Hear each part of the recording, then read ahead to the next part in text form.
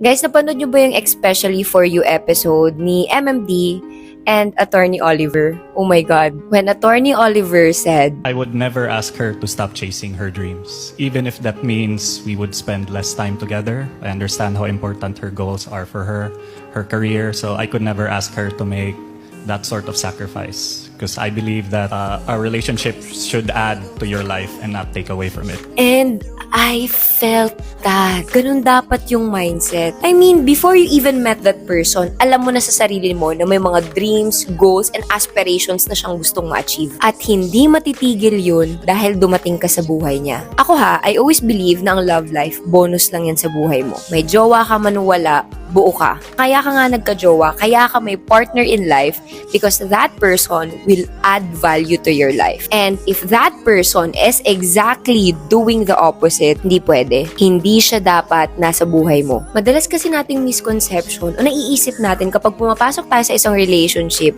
kailangan natin kalimutan at iwan at isacrifice yung mga bagay na dati nating kinaugalian just because ayaw ng partner natin yun o just because upo sila doon sa mga gusto nating gawin. Kasi alam nyo dapat, tinutulungan ka niyang paangat instead hilahin ka pababa. When you see a woman happy, working hard on her goals and become the best version of herself, please, don't interrupt her process unless you are genuinely going to add value to her life. Okay?